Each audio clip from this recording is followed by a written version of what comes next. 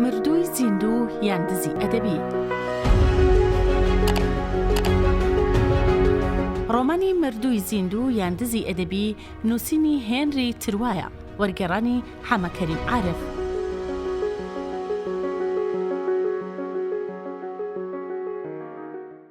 کەواتە جگەل لە ڕۆیشتن هیچ چارەیەکی ترم نییە. بەو زبریە تەماشا مەکە قوربان، لە من مەترسە، چونکە من گوراوی دەستی تۆم و بە درێژایی 600 لاپەڕە لەگەڵ ماژیاویت و کردومت بابووکەڵەی دەستی خۆت. چاک دەزانیت کە ئاقلانە وەکو چۆن هاتووم بەو ئاوایە ڕێوڕێ دەگەڕێمەوە. هەڵبەتە کەمێ لە جاران بێنەواتر و خەمینتر دەگەڕێمەوە بۆ بلۆکی ژمارە 11 بۆ گەڕێکی پواسوونیر. ئەو گەڕەکەی تۆ وەسفت کردووە بۆ ژوورە بچکۆلەکەی کە بە کاغەز دیواری زەردبا و دیوار پۆشت کردووە و بە تەختە پارکێتت کردووە. دەگەڕێمە و لەوێن دەروەکو جاران دەست بادورینی جلی ژێرەوە دەکەمەوە. ئەنتاپۆیەکی چکۆلەم زیان و زەرەرم بۆ کەس نییە. کاراکتەری ناوڕۆمانێکم کە ویستین و سەرەکەی بناسێت. هەڵبەتە کە لێرە ڕۆیشتم ڕەنگە گومانی ئەوە بکەی کە منت دیتووە یان نا، بەڵام تەنیا ئەوە بە خۆت بڵێ کە من هەم وەکو چۆن تۆ وەسفت کردوم بەو ئاوایە لە شوێنێکی پاریسدا دەژیم. بە خۆت بڵێ کە کتێبەکەت هێشتا تەواو نەبووە، کە ئەم چیرۆکە بەبێ ئاگاداری تۆ درێژەی هەیە و هەمیشەش چیرۆکێکی گەشتبین و خۆش نییە. دیسان خدا حافیز قوربان. لە ڕووی جۆرە بەزەیەکەوە جڵەوم بۆ شل کردبوو کە قسان بکات. وا بێنا دەکەم کە قسەکانی مۆکو خۆی گواستۆتەوە. کاتێ دەستی هێنا تەوقەم لەگەڵدا بکات، زاتی ئەوم پەیدا کرد کە لێی بپرسم: کچە خان، بەر لەوەی بڕۆی پێم بڵێ ئایا دکتۆر گالارت باش دەناسی؟ کەس ناتوانێت ئیدعای ئەوە بکات کە ئەوی باش دەناسی. ئایا باسی خۆی ژیانی کارەکەی بۆ دەکردیت؟ هەرگیز، بەڵام وێڕای ئەوەش پێشبینی هەموو ئەم شتانم دەکرد کە دەیویست لە منی بشارێتەوە. باشە هیچ دەستنووس و کاغەز و بیرەوەریەکی بە ئەمانت لە لای تۆ دانەناوە؟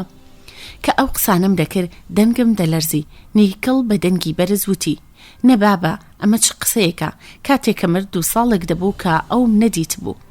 ئاوا، وا دیارە خەیاڵت ڕەحەت بوو. گوتم نەخێر، تەنیا پرسیارێک بوو، باسی ئەم دیدارەمان بۆ کەس مەکە، چونکە لەوەیە هەندێک کێشە بۆ من دروست ببێ، بە تایبەتی ئەگەر بکەوێتە دەمی ڕۆژنامەکان و بیکەن باو هەوێن و کەرەستەی وتاری هەمەجوو ئامێز. لەم جۆرە وتارانە بێزارم. نیکل لا قاقای پێکەنینیدا، سرم لەم پێکەنینە شاد و زوڵاڵ و گەرمەی سوڕما. خۆ لە ڕۆمانەکەی مندا قەت پێ نەکەنیوە. وتی: بەڕاستی تۆ کابرایەکی سەیری، قەت باوەڕم نەدەکرد نووسەرێکی گەورە بەم ڕادێ لە ڕەخنە و ڕەخنەگران بترسێت و نیگەران و شپرزە بێ. وام وێنا دەکرد پیاوێک دەبینم کە لەسەر هەوران دانیشتووە، کەچی پیاوێک دەبینم کە لەسەر سەفتەیەک ڕۆژنامە دانیشتووە. دووبارە لە قاقای پێکەنینی دایە و وتم: کچە خان، ئەگەر زەرێرێکم پێ گەیاندویت دەتوانم قەرەبووی بکەمەوە. ئامادەم بۆتی قەرەبوو بکەمەوە خانم. شانەکانی بە بێموبالاتی هەڵتەکان دووتی: دەتەوێت بەچی قەرەبووی بکەیتەوە؟ ئەم جۆرە زیانانە بە پارە قەرەبوو ناکرێتەوە. ئەدی بەچی قەرەبوو دەکرێتەوە؟ دەستی گرتم وتی: وا دیارە تۆ پیاوێکی میهرەبانیت، با لەوە بتر باسی ئەم چیرۆکە نەکەین. بەڵام ئەگەر حەزت کرد شەوێک کە بێکار خەمین و یا پەست بووی وەرە دیدەنیم. بەخۆت ئەدرەسەکەم دەزانیت: نیکڵ دومینی، بلۆکی ژمارە 11، گەڕێکی پواسوونیر. وەک یەکێک ئەفسونی شادی بوو بێ ورتەورتێکم کرد: نیکڵ دومینی، نیکڵ دومینی. بە ئەسپایی دوورکەوتەوە لە چوارچەوەی دەرگا ڕەشەکەوە و دەرکەوت و دیار نەما. بە تاقا و شەیەکیش باسی ئەم شتم بۆ سوزان نەکرد، چونکە دەرکەوتنی ئەم کیژە جۆرە خەونێکی دڵگیر بوو. دڵنیام کە نیکڵ هیچ گومانێکی نییە و داوای هیچ ناکات، بەڵام هاتنەکەی ئەو ڕووناکیەکی تازەی خستۆتە سەر ڕیسکەکە. ئەلحەقی من نەک هەر کتێبی کەسێکی دیکەم زەوت کردووە، بەڵکو بەبێ مەیل و ئارەزووی خۆم ڕابردوو ژیانی ئەو کەسەشم داوە بە کۆڵا. من تەنیا خەیاڵەکانی ئەوم نەدزیوە، بەڵکو ئەو کەسایەتیە زیندوانەشم دزیوە کە لە دەوروبەری بوون و ئەو بنهێنی باسی کردوون. من نەک هەر بەزین، بەڵکو بەجەستا بە دەنگ و ڕەنگەوە درێژە بە ژیانی ئەو دەدەم. من چارە نووسی ئەوم لە ئەستۆ گرتووە. من لە سەرزەمین و دنیادا جگە لە پاشماوەی ئەو هیچی تر نیم. هەوڵ دەدەم عاقڵ بم، بەڵام لەم دیدارە بەدواوە ئیدی تەحەمولی ئەم بیرەی کە کتێبی کەسێکی دیکەم دزیوە زۆر زەحمەت بووە. نیکڵ دومینی وەکو سەرزەنشتێکی زیندوو لە هەمبەرمدا قوت بووەوە. نیکەڵدومینی وەکو نوێنەرێکی بێگرد و بێ ئاگا وەکو هەڵگری ڕق و بێزاری گالار لا ڕابردووی گالارەوە سەری دەرێنا.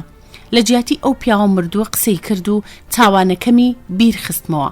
جاران بە خۆمم دەگوت گالار مردووە، بە داگیرکردنی کتێبەکەی ئەو زەرەر بە کەس ناگەێنم. بەڵام ئایا داگیرکردنی مافی کەسێکی مردوو زۆر لە داگیرکردنی مافی کەسێکی زیندوو دزێوتر و ترسناکتر نییە؟ کەسی زیندوو دەتوانێت بە دەنگ بە ڕەفتار و بە نیگاکانی بەرگری و داکۆکی لە خۆی بکات و پیا و سڵی لێ دەکاتەوە. پڕکێشی ئەوە ناکات بە ئاسانی هێرشی بکاتە سەر و پەلاماری بدات. شەڕ و ململانێ دەقەومێ. لە هەر شەڕ و ململانەیەکدا پیا و دەتوانێت پاکانەیەک بە خۆی بکات و بیان و بێنێتەوە. بەڵام مردوو شەڕی مردوو کەڕەتی پەلامار بدەی بەخۆی نازانێ. شەڕی مردوو شتێکی دیکەیە، جیاوازە، هیچ دەسەڵاتێکی نییە، کەسی لە پشت نییە. 100 کەڕەتی پەلامار بدەی بەخۆی نازانێ، هیچ کاردانەوەیەکی نییە، جگە لە چەکی بیرەوەری هیچ شتێکی تری نییە. من هەمان ڕەفتاری کفن دزانم کردووە، سوکایەتیم بە گڕستانێک کردووە. من گەنجینە پەنهانەکەی ئەم پیاوەم کە تاقا ئومێد و دەرفەت و شانسی هەرمانی ئەو بوو دزی. من ناوی ئەوم بە تاڵان برد، ئەو ناوەی دەشیا بکەوێتە سەرزاری نەوە و نەتیرەکانی ئایندا. بەڵام من ئەو ناوم لە گۆڕی تەنگ و تاریکنا. من بەرهەمە ئەدەبیکەی ئەوم کە تاقە بەڵگە و نیشانەیەک بوو کە ئەو پیاوە بەم دنیایەدا هاتووە و تێپەڕیوە دزی. لە گۆڕ دەرهێنا و دزیم. من بەپەلا چاوچنۆکانە هەرچیەکی هەبوو نەبوو کە هێشتا ئاوێتەی خاک سەرما و بێدەنگی بوو، هێشتا کفنەکەی زەرد نەبوو بوو. بەرهەمەکەیم تاڵان کرد، بەدەستە لاوتارەکانم بەرزم کردەوە، بێ هیچ شەرم و شوورەیەک بە خەڵکیم نیشاندا و پڕ بەزار هاوارم کرد. من نووسەری ئەم کتێبەم و من شانازی پێوە دەکەم. ئەو کاتانەی کە دەنگی چەپڵە ڕێزان و هەلهەلەی حیشمەتەکەی دەوروبەرم بەرز دەبووەوە، هەستم بالۆمە و گەورە و بێدەنگی ئەبەدیەت نەکرد.